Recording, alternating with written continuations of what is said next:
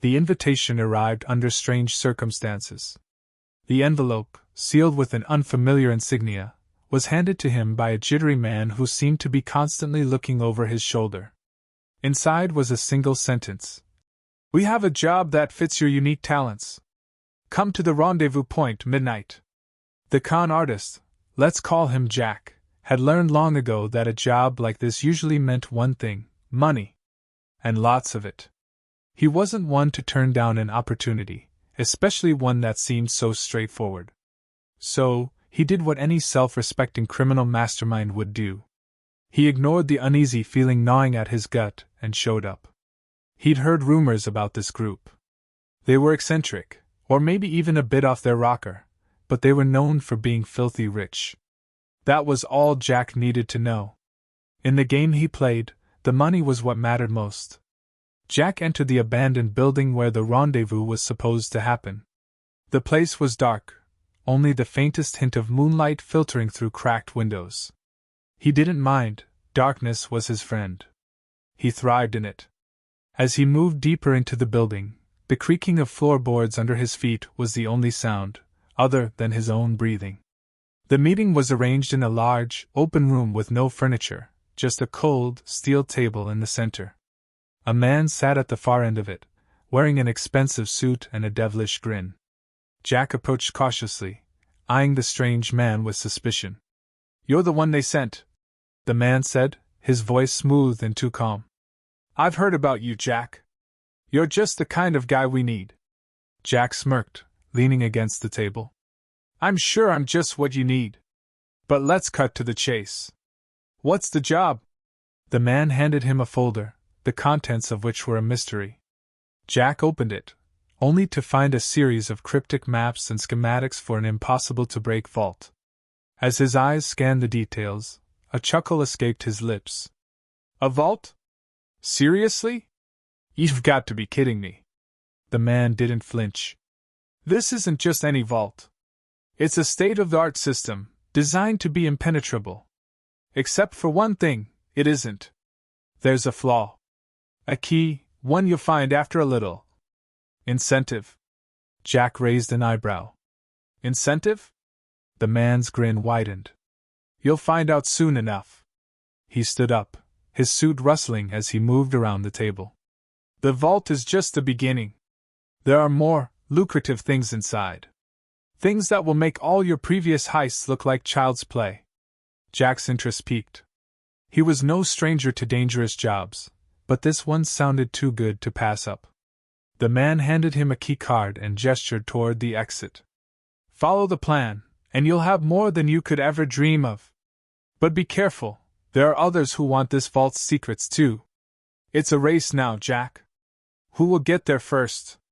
"Me," Jack replied confidently, pocketing the key card. "I'll get it done." As Jack left the building, his mind was already working, plotting every move in his head. He loved a challenge, and a vault like this? Well, it was the kind of thing legends were made of. He had no idea how true that statement would be. He spent the next several hours preparing. He studied the maps, learned the layout of the building, and practiced his best. "I'm just a regular guy," just in case he needed to talk his way past a few guards. He checked his gear, tools, explosives, a hidden blade, and a concealed gun. He wasn't taking any chances. At precisely midnight he arrived at the target location. The area was deserted, or so it seemed. He approached a seemingly random door, scanning the area for any signs of life. Everything appeared clear, but he knew better than to assume anything. As he slipped inside, something felt off. The silence wasn't normal. There was no hum of machinery, no flicker of lights in the distance. Just silence. And it didn't sit right with him. He should have known better than to trust a mysterious group of criminals. There had to be more to this than he was told. Jack crept down the narrow corridor, following the directions he'd memorized. But every step felt heavier, like the walls themselves were closing in on him. He reached a large chamber, a sterile, high-tech room filled with blinking consoles and monitors. In the center stood a massive vault door, larger than he had imagined. But something was wrong. The room was far too quiet. No security, no guards, no signs of the people he had expected to be there. His instincts screamed at him to turn around, but curiosity got the better of him. He approached the vault, sliding the keycard into the scanner. The door hissed and clicked open. Inside was nothing like he had been promised.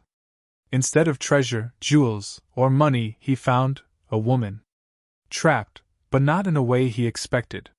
Her eyes were wide with fear, but she wasn't bound or restrained. She was in a containment cell, staring at him through a thick glass partition. Her screams echoed off the walls. They were desperate, full of panic. For a moment, Jack hesitated. But something about her screams pulled at him, something human, something familiar. Against all reason, he moved toward the glass. He didn't believe in damsels in distress, not after everything he'd seen, but the fear in her eyes seemed real. "Help me!" she screamed again, her voice strained with emotion. Jack's instincts kicked in. He reached for the controls to release her, but as his fingers brushed against the panel, an electric shock jolted through his body. He stumbled back, cursing under his breath. It wasn't a trap, not yet, but it felt like one. He could feel the eyes of something, or someone, watching him. Then, the truth hit him, the scream, the fear, everything, it was all a setup. He had walked right into it. The woman wasn't a victim, she was part of the game. The question was, how deep did this rabbit hole go? Before he could turn around and make his exit, the woman's voice took on a different tone. It wasn't pleading anymore. It was almost amused. "Did you really think you were the only one who knew how to play this game, Jack?" The realization hit him like a ton of bricks. She had been playing him all along. Jack's hand hovered over the control panel, still stinging from the electric shock. His mind raced as he tried to process what had just happened. He'd been played, again. But this time, it felt different. The woman's voice had a tone of satisfaction, like she'd been waiting for this moment all along. "What's going on here?" Jack demanded, his voice steady despite the rising tide of irritation. She didn't respond immediately. Instead, she let out a small, almost amused chuckle, as if Jack were a child who had just made a rookie mistake. The kind of mistake he usually prided himself on avoiding. "You really thought you were the hero in this story, didn't you?" she said, her voice dripping with mock sympathy. "I'm not trapped, Jack." "You are." Jack scowled, taking a step back. He'd heard enough of these kinds of lines in the past. Classic villain monologues. But something about her made it feel different. She wasn't a typical criminal mastermind, and that only made the situation more bizarre. "Is that what this is?" Jack asked, his voice dripping with sarcasm. "Some elaborate trap designed to make me feel like an idiot? Because you're doing a fantastic job of it." The woman's laugh echoed through the chamber, and Jack's unease grew. She was enjoying this way too much. He could feel the walls closing in, not physically, but mentally. This wasn't just a heist gone wrong. It was something more intricate, something he hadn't signed up for. "Please," she said, her voice now sweet, almost patronizing. "You're not the first person to fall for it. You won't be the last. It's always the same. The hero comes in, full of bravado, thinking he can save the day. But in the end, you'll just help us clean up the mess." Jack narrowed his eyes. "You're full of it. There's no way this was the plan. You don't just set up a trap like this for kicks." "Oh, but I do," she replied, her tone now playful. "And you know what? You're about to learn why it's so much fun." Jack shook his head. This was too weird. He wasn't a novice anymore. He didn't get fooled by simple tricks, and yet here he was, questioning everything. He scanned the room again, looking for any clue he might have missed. The vault, the high-tech gadgets, the fake damsel in distress. This had to be some kind of game, some sort of twisted trial. "But for what? Let me out of here," he growled, slamming his fist against the glass. "I don't care who you're working for. This ends now." She sighed, as though he were an unruly child. Jack. You really don't get it, do you? You can't leave." "Not yet," The game's not over. You've already played your part, and now we're just waiting for the final act. Jack's mind raced. Game? What game? He glanced around again, trying to catch a glimpse of anything that could help him figure out what was going on. And then it hit him, the entire setup. The trap wasn't just the vault, or the woman, or even the ludicrous escape attempts he'd already made. It was everything. It was the job, the mysterious invitation, the keycard. It was all a test, a setup designed to see if he was worthy of something bigger. Something much bigger. His eyes shifted to the woman in the containment cell, her eyes gleaming with something he hadn't noticed before: anticipation, excitement. This wasn't a random job. This wasn't some quirky criminal's hobby. This was a carefully crafted plan, and he was the unsuspecting pawn. You knew I was coming, Jack said slowly, realization dawning. This whole thing. You knew exactly what I would do. You baited me in like a fish. The woman smiled, her face suddenly softening into something dangerously charming. You don't know the half of it. This is just the beginning, Jack. We needed someone like you. Someone who can think fast, who knows the ropes, who doesn't let fear stop him. Jack stared at her. You're telling me I was part of your little game from the start? This entire setup? Everything? She nodded. Everything. It wasn't about the vault. It was never about the vault. It was about seeing how far you'd go, how well you'd play the role. And you've done exactly what we needed. You've proven yourself. His mind spun. Everything he had done, the meticulous planning, the careful escape from each trap, the nervous laughter when things didn't add up, it was all part of her plan.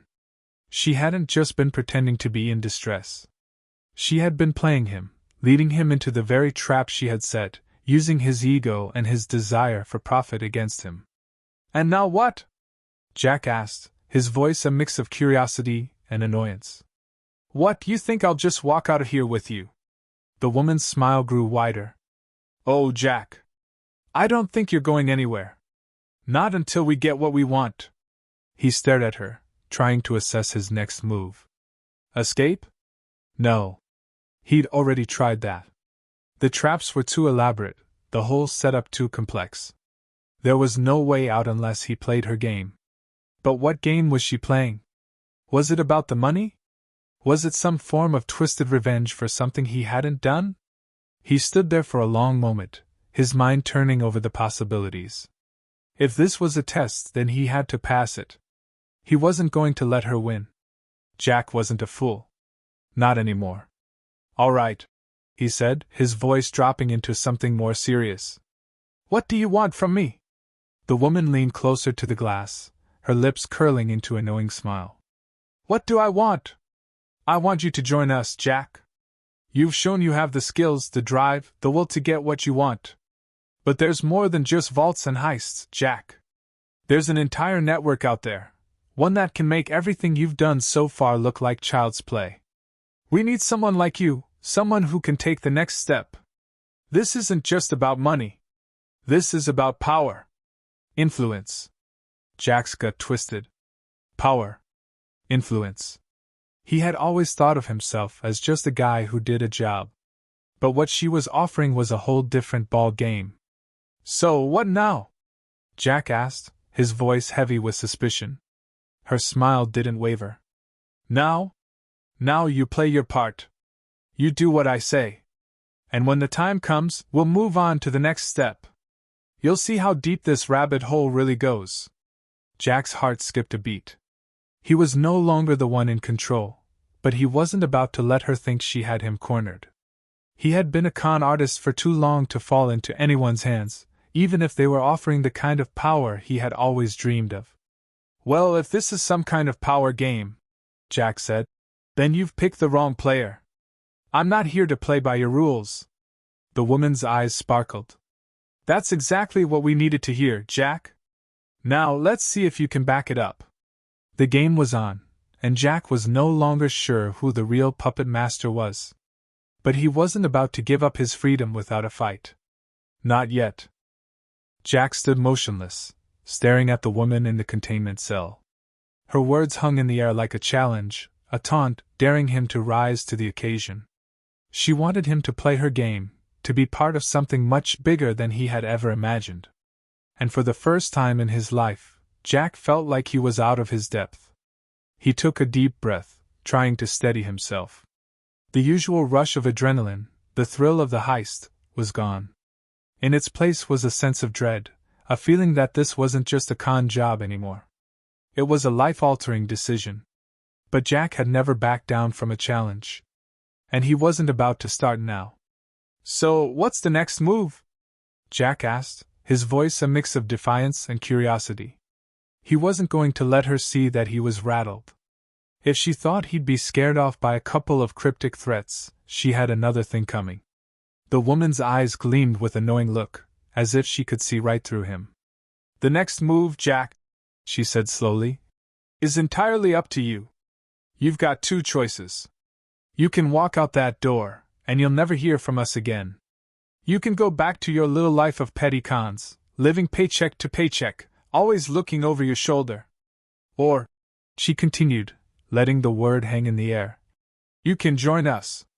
You can become part of something that makes every score you've ever pulled look like child's play." Jack's mind spun. She was offering him something that he couldn't even fathom. A network. Power. Influence. This was the kind of thing that could change his life forever. But at what cost? He wasn't one to jump into anything without knowing the full picture. "And what exactly do you mean by something bigger?" Jack asked, narrowing his eyes. "I've been around the block, sweetheart. I know when I'm being strung along." She tilted her head, her smile widening. "I'm not trying to string you along, Jack. I'm offering you an opportunity. A chance to work with people who can make you more than just a con artist. We can make you a player in the game. A real player." Jack snorted. "I already am a player. I don't need anyone to make me anything." "Oh, but you do," she said, her voice soft but firm. "You've got the skills, Jack. The smarts. But you don't have the network. You don't have the reach. You're limited by your resources, your connections.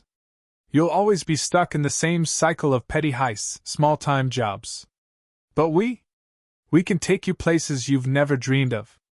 You just have to trust us." Jack's heart pounded in his chest. It was tempting. So tempting. He had always dreamed of more, of escaping the small-time scams and moving into the big leagues.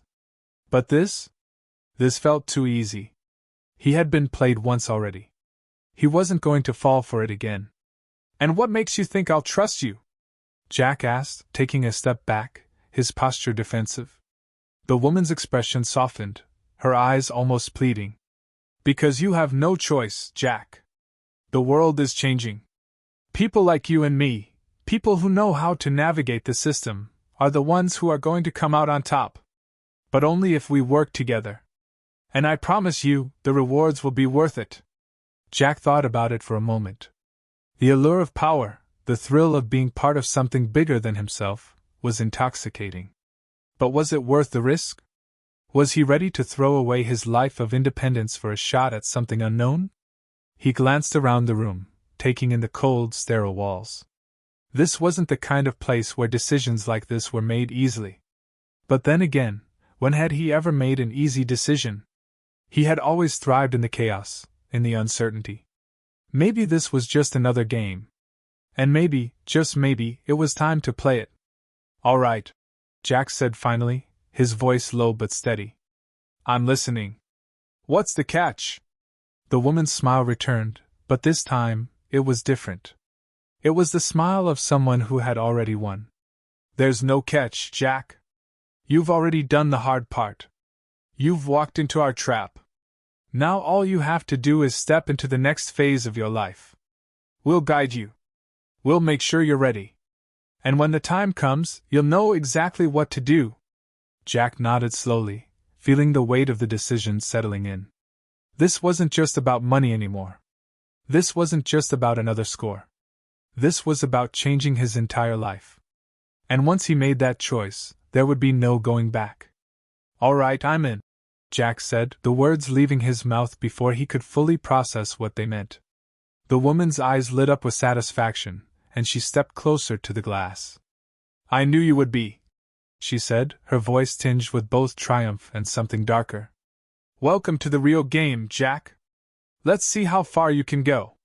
Jack took a deep breath, steeling himself for what was to come. He wasn't sure what he had just signed up for, but he was in it now. There was no turning back. But as the woman's words echoed in his ears, a part of him couldn't help but wonder, what had he just agreed to? And more importantly, who was really pulling the strings? The door slid open with a soft hiss, and the woman stepped out of the containment cell, her eyes never leaving Jack. She reached into her pocket and pulled out a small, unmarked device. She pressed a button, and a map appeared on the screen. "This," she said, handing it to Jack, "is your next mission. You've got a lot to learn, but don't worry. We'll teach you everything you need to know." Jack took the device, his fingers brushing hers as he accepted it. He felt the weight of it in his hand, like the first step towards something monumental. Something that could either make him a king, or destroy him completely. As he walked toward the door, the woman's voice stopped him. "One more thing, Jack. Don't forget, this is a game. A game we're playing. And in this game, everyone has a role. You may think you're calling the shots now, but remember, no one ever plays their own hand in this game. Not completely." Jack turned back to face her, his heart racing. "What do you mean by that?" She smiled again, that same cryptic, knowing smile. "You'll figure it out soon enough. Everyone does." With that, the door slammed shut behind him, and Jack was left standing in the cold, sterile hallway, a world of uncertainty stretching out before him. Jack's footsteps echoed in the empty hallway as he made his way deeper into the building, the device from the woman still clutched tightly in his hand. The map flickered on the small screen, showing coordinates, places, and encrypted data. But no matter how many times he looked at it, he couldn't quite make sense of what it meant. It was as if the entire mission had been built to confuse him. And confusion was never good for Jack. He prided himself on his clarity and control. He paused at an intersection, looking down each of the long, dimly lit corridors. He could hear his own heartbeat pounding in his ears, the weight of the decision he had just made settling heavily on his shoulders. This wasn't a typical job. There were no vaults to crack, no priceless artifacts to steal. This wasn't about money anymore, it was about something else. Power. Influence. And Jack hated to admit it, but it had a strange pull on him. As he turned the corner, his mind started to race. How had he gotten here? He had always operated alone, always worked with just himself and his skills. But now, he was caught up in something much bigger than himself. This wasn't just another con. This was a game with rules he didn't understand, and worse yet, the stakes were higher than anything he had ever played for. He had heard rumors about organizations like this. Secret societies that pulled the strings of the world from behind the scenes. They weren't just about money, they were about control, about changing the course of history. And Jack had just signed up to be a part of it. His fingers tightened around the device. What had the woman said? "This is a game. A game we're playing." Jack scowled. That didn't sit right with him. He had always been the one pulling the strings, always been the one who got the last laugh. And now, here he was, a pawn in someone else's game. But no one, could control Jack for long.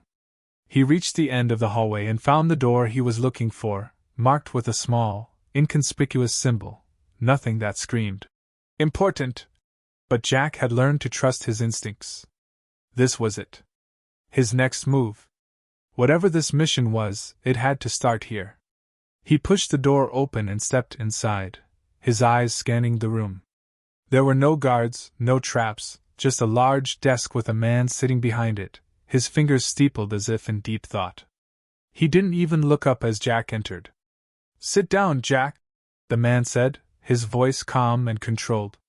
Jack hesitated for a moment, then took a seat across from him. "Who are you?" The man smiled slightly, but there was no humor in it. "My name is irrelevant. What matters is why you're here." Jack leaned back in his chair, eyeing him. I was hoping you could tell me. The man's eyes flickered to the device in Jack's hand. You've been handed the first part of the puzzle. The next step is yours to figure out.